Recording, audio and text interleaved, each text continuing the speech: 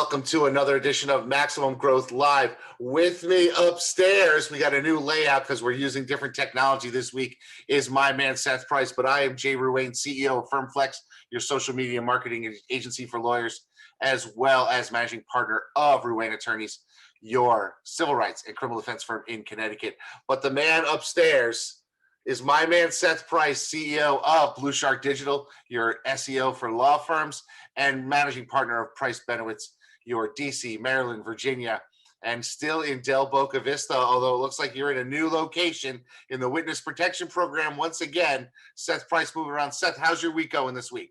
Going well. We've relocated to Del Rey, just south of Del Boca Vista. So the in-laws are about 8 miles west, and we are spending our last week in Florida here. And I got to tell you, the fact that there's no COVID in Florida has made sort of meeting people outside. At home, if I say to people, hey, you want to grab a cup of coffee, you think that you're asking for like their third born. But here, it's like there's no COVID. So, I'm the one who's showing up to meetings wearing a mask, sitting outside, whereas the rest of the world here, I think the difference is on the East Coast of Florida, people wear a mask going into a restaurant and then take it off. On the West Coast of Florida, they don't even pretend. They just walk in without the mask. That's just crazy to me. It's funny. This week, my kids went back to school for the first time in 11 and a half months. So dropped them off at school yesterday. And it's been wild not being with them full time because I've been home with them basically nonstop for 11 months. And I got to tell you, I'm kind of enjoying a little bit of the silence. Which has been kind of nice not to have them underfoot. Although, of course, I do love them and I love spending time with them. But it's nice to getting back to some semblance of normalcy.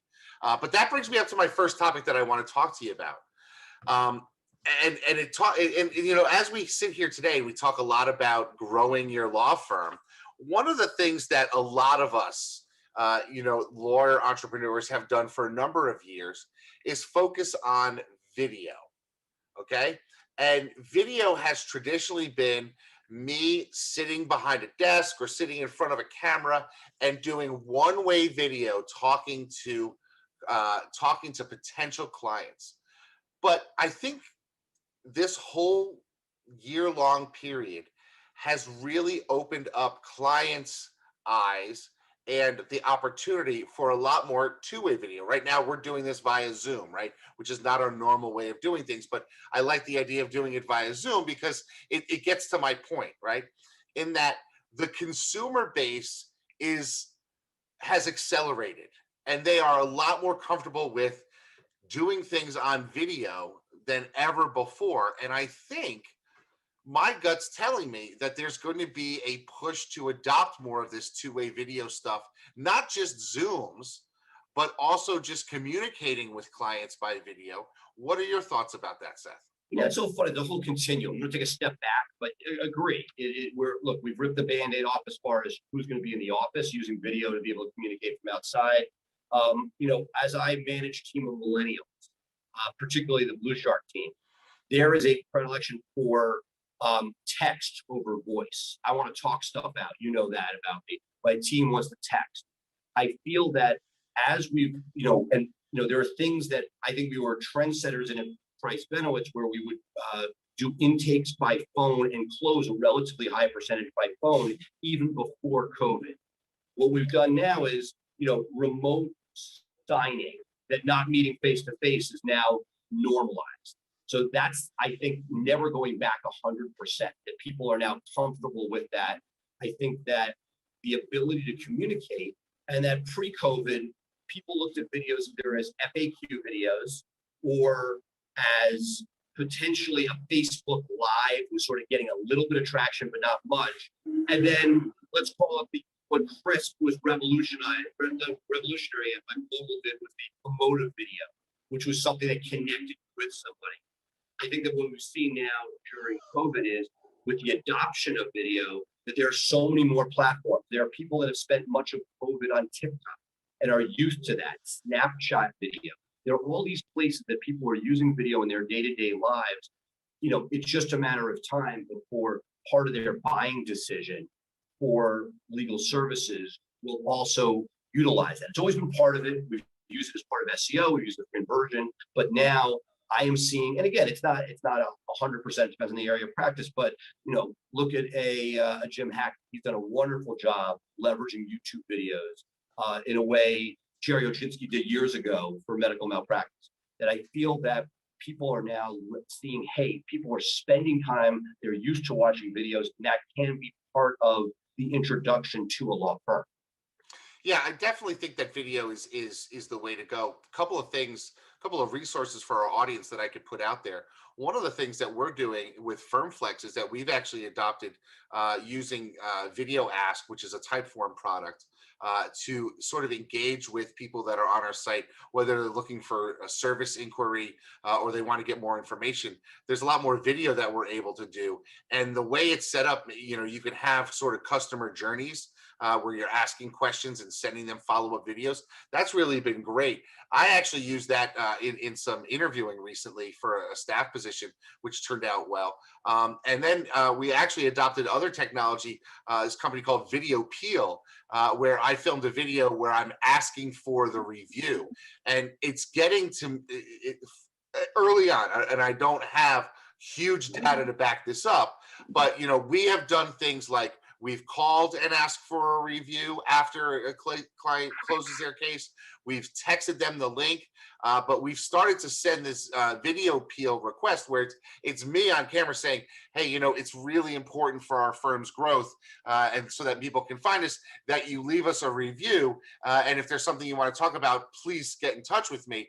And that's actually seeing a better return in number of reviews than either texting them or emailing them. No, I think that's genius. I very often say you got to wait. The J. Ruane ideas have to be, put away for 2 months. But I love that. That's awesome. The only thing I'd say to improve upon it is maybe you with your kid saying, if I have my 7-year-old redhead asking for a review, who's going to say no? So exactly, dude. If she said give me your money, I'd probably just open up my wallet and say, oh, you can't take it. But yeah, the interesting thing about Video Peel is that it's me asking them directly for a response, and then the technology is set up so that they can literally just hit record, and it pops up a question on their screen for them to answer. So it makes it really, really simple. Well, that's good. That's going to be great for testimonials, but not for the Google review perspective. Well, what it does is after you get the testimonial, it says, "Can we give you a link to leave this review on Google?" Right, this is the issue with every extra step. It is that much harder. But I love it. I love all of it. It's user generated content. Part of how Avo grew so fast and became such a juggernaut before their sale was they tapped into user generated content, whether it was questions being asked and answered by lawyers. Now, imagine if those same questions could be answered in a video response rather than just a textual response, and people could bond with the lawyer and decide, hey, I love that answer, I'm going to go hire him. So it's getting there. Well, you and I have talked a little bit about this. I don't necessarily need to see the client, but I would love the client to see us when we're in that sales process. And that's something that we've been looking for years, to be able to, oh, are you on our website right now? Go to this page and I'll wave to you. Because there's just something about, a person connecting and seeing another person, especially now as people crave this sort of personal connection on such serious topics. Right. But I remember you were, this was 10 years ago, you had set up the ability to do the one-way video. I think that it's almost like that's come and gone, that people are so used to now. Again, I now have the issue. Do I want my intake department pushing video? They're not as polished as the lawyers. Is that the image you want? And now they're sitting in their home apartment. Now, you could use protocols, you could use green screens. Today, your green screen's bleeding a little bit, which shows you that it's not always perfect. And I say that just because we're always messing around. People saw what went on just to get on camera today. One video platform didn't support. We didn't know that was it. 3 different Wi-Fi's as well as cellular data. So the idea is, assuming that you had a video protocol that worked, is that the image you want somebody to see? Because they may be saying, hey, they imagine Jay Ruane, this legal juggernaut, and they're seeing a 22-year-old kid who's rolled out of bed and answering the phone now that they're working remotely. Is that ideal? So meaning there are pluses and minuses, but I feel that people are so used to video interacting now, particularly from their phone, that will be the next area where that, again, it almost feels like the Jetsons where you push a button and somebody say, how can I help you? Right. And it's interesting. There's so many lawyers out there who don't even have a well a nicely lit photograph of themselves on their website, because they're like, oh, I don't need to put a picture of myself on the website. And I know for me, even when I'm looking for a plumber, I want to see that plumber looks like the guy that's showing up at my door, or at least looks like, he doesn't have three heads. I want to see those people connect with people. No, And so, look, that's been for years before video was even a big thing. I would say having the picture of the person who's going to solve your problem. When you connect, having a amorphous general site versus this guy is going to solve my problem, and then layering video in there so that, again, it's almost like kids learning. We're talking about kids Zooming right now. I got a 7-year-old who is struggling with this online learning, and some kids learn better, with touch, with all different elements. People want to communicate, and I've learned, just to bring the full circle, when I want to talk to my millennials, I find much better responsiveness when I do go to their medium. If I text, I get an awesome back and forth. Whereas I'm the old guy saying, hey, I want to talk this out. That's not favored. And again, if a client wants video, give them video. Somebody wants to just look at your photo or call you, great. Whatever it is, you want to be there for any and all. absolutely. Okay, folks, what we're going to do right now is we're going to take a quick break. And when we come back, we're going to talk a little bit more about the use of VAs. I got a question for Seth, and I think it's important for us to talk about this as we talk a little bit more about the use of VAs, and we're going to talk about our upcoming guests on the show. So hang tight. We'll be right back with more Maximum Growth Live. In this world today, if you want to grow your business, you want to grow your firm, you want to take on more cases and make a bigger impact, you have to have a digital blueprint. Statistically, throughout the time that we've been working with Blue Shark Digital, our law firm, the Atlanta Divorce Law Group, grew over 1,400%. They truly understand where we're headed and how we want to get there. I have a team in Blue Shark Digital that I feel like has my back.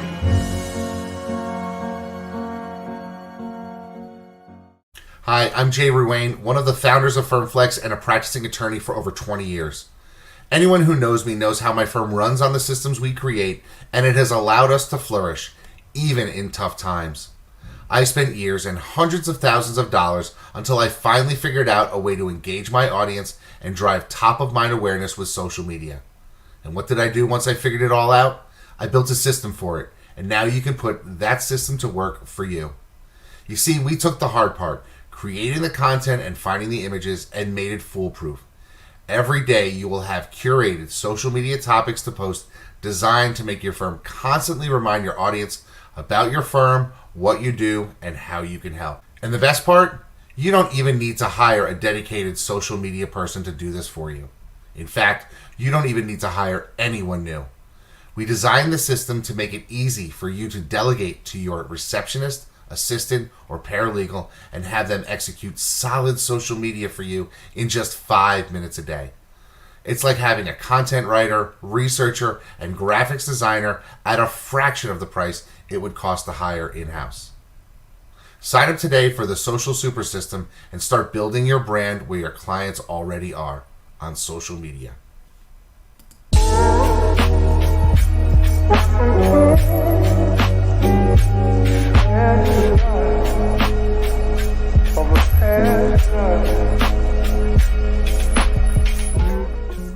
And we're back with more Maximum Growth Live. Seth, I've been working on onboarding a new thing. I think we talked a little bit about it, this, review wrangler, happiness person. And I talked to my CRM people today because I have a home brewed CRM, and we've got a plan in place to create a daily dashboard. So this person knows who to call and knows what to call. But I'm a little reticent to just hire a VA and dump them into this role because it's something that we haven't really, worked Using a on VA yet. to call the clients or a VA to organize the information? It's going to be a VA to actually be the one calling the clients and checking in and that type of thing. And since we don't really have systems for it yet, what I've decided to do is actually use one of my in-house in the United States staffers to help me build the systems, to make the phone calls for the first month, see what sort of issues crop up and that type of thing, because I've got a young woman who just sat for the bar, waiting for her results. And we're kind of looking for some way to sort of fill her time over the next couple of months. And I was thinking that it may be better to develop the stuff in the States, work out all the kinks, and then push it down the line to a VA once we have scripted everything, rather than just try to. And that's one of the challenges. People think, oh, I can just hire a VA and dump them into it. But unless you have the systems really set up, the VA isn't right next to you, so you almost have no idea what's going on, and you could do more harm than good, don't you think? No, look, I not so. This week we have Allison Williams. Next week we have Brett Tremblay. I just had dinner with Brett the other night at an awesome meal, and one of the things we talked about was, the continuum of what VAs are being used for. He gets staffed up. He does a great job of getting full VAs. Allison used VAs for individual things at her firm and beyond. And I think that, one of the brass ring that I'd love to talk beyond is, the VAs are great for what they do. There are people that are using them very aggressively in different firm capacities. I am risk averse. I'm old. I have not said, hey, I'm replacing a U.S. employee with a VA. Things that we build from scratch, certain marketing protocols. Yeah, we have teams overseas that help with specific tasks and have done that at scale. But what I have done for my intake, my pride and joy, and that's ironic. So it's a great guest of Alice always talking about intake and VAs, is that I have found that for myself, and maybe it's just a prejudice in somebody who's older school, that I have my journey is hiring overseas talent, call them VAs, call them whatever you want, who are essentially going to be responsible for learning the job. And as you're saying, building the system. So what I'm doing is I am going and allowing them as non-revenue producing people sort of for, I don't know if it'd be 3 months, 4 months, 6 months, until such time that I'm like, okay, this is ready for prime time. So for me, something like reviews or customer satisfaction is so important. I don't like the idea of jumping right in with the VA. We don't know what we don't know. You've had a few false starts with VAs.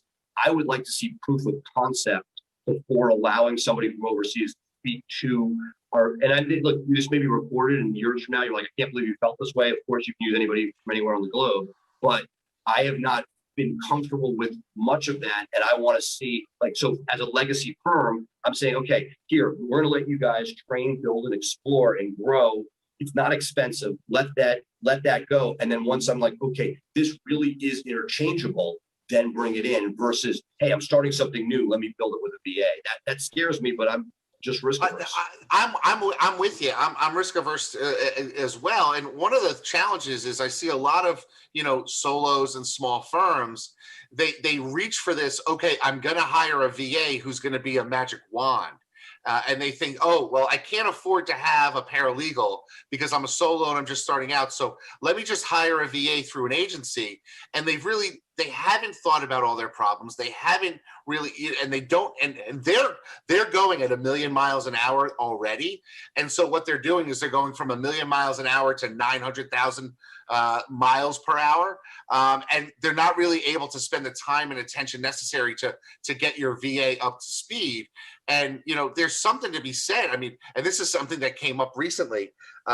We had a VA answer a call and someone was like, hey, I'm just down the street. Which door do I come in? I want to drop off my retainer.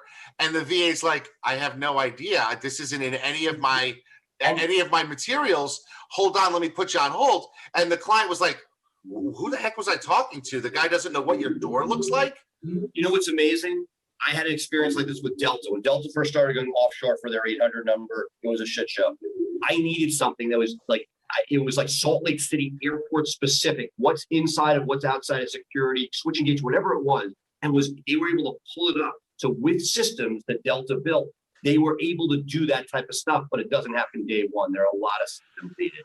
Yeah, and that's one of the things that I'm concerned about when people just say, oh, I'm just going to hire a VA, they aren't, especially if they're getting somebody, like there's one thing to hire a VA through an agency like Sandy Van's agency or through Get Staffed Up, one of those things where there's been some vetting. And I mean, you and I both know Sandy. Her people have been through training and quality control and that type of thing. Whereas if you're hiring somebody on Upwork, you may not get any sort of quality, and you're letting them into your systems and to touch your clients, and you could do more harm than good. I think this is great. Between Allison and Brett, these will be two great back-to-back episodes to sort of talk these issues through. So that's awesome, Jay. I can't wait. Yeah, I think it's going to be a good couple of week run here where we have some really important things, because we all want to grow, but if you're just starting out, there is definitely some issues with being able to hire that high price talent. And even when you're a legacy firm like your firm or my firm, you may not necessarily want to spend the bigger money for sort of an entry level position as you start to feel out what it's worth. So VAs can be a great resource. It's just finding the right VA and having the infrastructure around it. I don't love the term VA. I love the idea of you're hiring labor for something. And again, there are true VAs where it's like your personal assistant, but to me, it's basically just looking at a global world. Some of the most successful lawyers in the country, the guys who started the Cochran firm, the Givens family, they've in Dothan, Alabama, they've outsourced Dothan. There are people out there that have found in the U.S. how to do this. People are now looking at the globe, but I can't wait. So, this is going to be the next 2 Thursdays at 3:00 Eastern. Yeah, really looking forward to it. Okay, so that's going to do it for this episode. It's a short one today, Seth, because we really got a lot of stuff going on over the next couple of weeks, and we want to tee that up. Any other topics you want to talk about today? No, I can't wait to reconvene. This is going to be 2 great back-to-back episodes. Awesome. All right, folks. So that's going to do it for us today here on Maximum Growth Live. As you heard, we talked a little bit about video. We talked a little bit about VAs, and we've got some great guests coming up in the next couple of weeks. So please be sure to join us every Thursday at 3:00. Of course, you can always find us syndicated on the Maximum Lawyer podcast, as well as our lives that are available on our Facebook page, facebook.com/Maximum Growth Live. As for now, I am Jay Ruane. He upstairs is the man upstairs to me, Seth Price, CEO of Blue Shark, as well as managing partner of Price Benowitz, and we are Maximum Growth Live. Thank you so much for being with us today. Have a great one, and we'll see you Thursday live here on Maximum Growth Live. Bye for now.